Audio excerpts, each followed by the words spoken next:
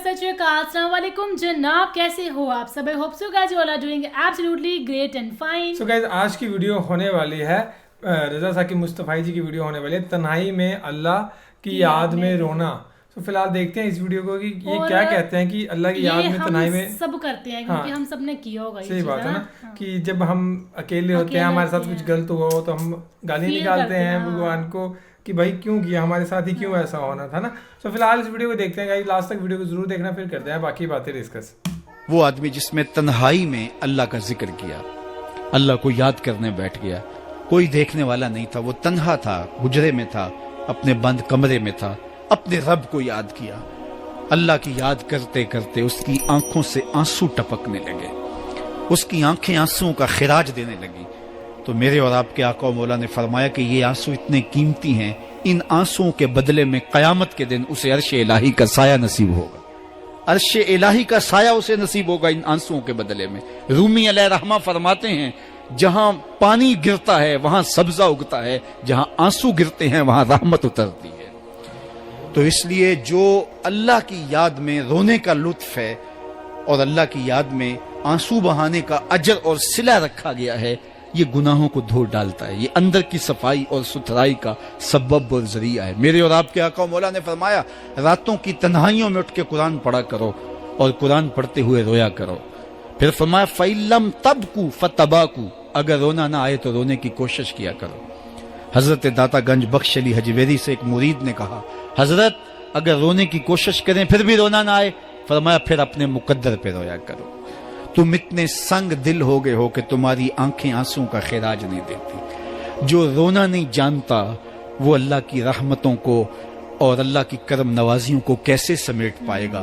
बच्चा रोता है तो मां दूध देती है, जब बंदा अल्लाह की हुजूर इल्हाओ जारी करता है, इज्ज करता है, इनकिसारी करता है, तो अल्लाह की रहमतों को जोश आता है और अल्लाह ताला की रहमतें उस पर बरसती हैं और उसके ना सिर्फ गुनाह माफ होते हैं बल्कि अल्लाह ताला उसके गुनाहों को बदल के नेकियों में तब्दील कर देता है। एक फकीर था, मलंग दरवेश, अल्लाह का बंदा, उसकी आदत ये थी कि अपने डेरे पे आने वालों को खिलाता, उनको पिलाता, उनकी जरूरियात का ख्याल रखता, लेकिन उनको माली आसूदियां नहीं थी।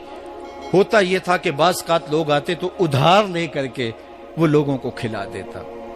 खैर चूंकि फकीर का मिजाज ये होता है कि लोग आए उसके डेरे से खाएं। बाबा बुल्ले शाह ने भी कहा था ना, इट खड़क के दुक्कड़ बज्जे तत्ता होवे चुल्ला, आन फकीर खाखा जावन राजी होवे बुल्ला। ये फकीरों का मिजाज है। तो जो भी आता उसके डेरे से खाता और वो उधार उठा उठा के लोगों की जरूरियात को पूरा करते रहते। वक्त आखिर आ गया, जिन लोगों ने उधार दिया था वो सारे तकाजा करने आ गए। अब बाबा जी को क्या फिक्र लाहिक है कि ये मेरे मेहमान और मैं इनको कुछ पेश करने की सलाहियत नहीं रखता। ये एक बच्चा था, वो कुछ सामान बेच रहा था, पतीसा बेच रहा था या कोई और चीज बेच रहा था। उसने गली से गुजरते हुए आवाज लगाई, खादम को कहे से बुला के लाओ, कहा तुम बेच रहे हो तो मेरे मेहमानों को खिला दो। बच्चा बड़ा खुश हुआ कि मैं सारा दिन गलियों में घूम के ये पतीसा बेचना था, अब ये एक जगह ही सारा फरोख्त हो गया तो ये तो मौज लग गई, मैं जल्दी घर चला जाऊंगा, मेरी माँ खुश होगी। तो सारा उन मेहमानों को खिला दिया गया और उसके बाद कहा बाबा जी पैसे, कहा तुम बैठ जाओ, जब इनको मिलेंगे तो तुझे भी मिल जाएंगे।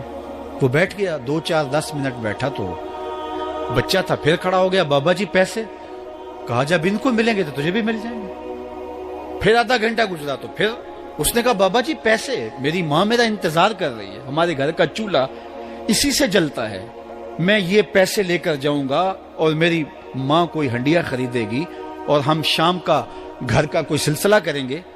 कहा बेटा जब इनको मिलेगा तो तुझे भी मिल जाएगा। बच्चे ने रोना शुरू कर दिया, यतीम बच्चा था, उसका सारा आसरा यही था, उसने रोना शुरू कर दिया। जब बच्चा रोया अल्लाह की रहमत को जोश आया। कोई मुरीद नजराना लेके उन बुजुर्गों के पास आ गया और अशरफियों की भरी हुई थैली पेश की। वो इतने पैसे थे कि उस बच्चे को भी दिए, जितने लोग आए थे सबका कर्ज चुकाया, कहा जाओ घरों को। तो सब ने कहा बाबा जी हम सुबह से बैठे हुए थे तो ये नजराना देने वाला सुबह से नहीं आया, तो अब कैसे आ गया? कहा सुबह से तुम्हारे अंदर कोई रोने वाला नहीं था, एक रोने वाला आया तो बाकियों का भी काम बन गया। बाज़ किसी एक शख्स की वजह से बाकियों की खताएं भी माफ होती हैं आज हम इज्तिमाई तौर पे ताहद नजर अंदर बाहर ऊपर नीचे इतने लोगों के हुजूम में अल्लाह की बारगाह से ये तवक्को रखते हैं कि मालिक कितने हुजूम में कोई एक तो होगा जो तेरा लाडला होगा, कोई एक तो होगा जो तेरा बहुत करीबी होगा, कोई एक तो होगा जिस पे तेरी रहमतें बरसेंगी। तो मालिक उसके सदके से हमारी खताएं भी माफ कर दे, हमारे गुनाह भी माफ कर दे। कोई एक रोने वाली आंख मिल गई तो बाकियों का भी काम बन जाएगा। उठ फरीदा सुत्या ते मेला वेखण जा, वत कोई बख्शिया मिल जावे ते तू ही बख्शिया जा। मेरे मालिक हम सब की खताएं माफ कर दे, हम सब से दरगुजर फरमा और हम सब के बातन को सुथराइयां दे दे, हमारे अंदर को पाकीज़गियां दे दे। बहुत वक्त मैंने और आपने साहिब गुजार लिया, तेजी के साथ जिंदगी बीत रही है। मैं अगर अपने आप को देखूं तो मेरी जिंदगी कितनी बहारें काट चुकी है। अगर आप अपने आप को देखें, कोई 60 साल, कोई 20 साल, कोई 25 साल, जिंदगी तेजी के साथ गुजर रही है। बंदा जब सोचता है कि मैं 40 साल का हो गया हूं तो आगे मेरी जिंदगी के अगर 30 साल भी हैं तो 30 साल तो काफी हैं, लेकिन वो पीछे अगर पलट के देखे तो 40 साल यूं गुजर गए जिस तरह चुटकी बजाई जाती है।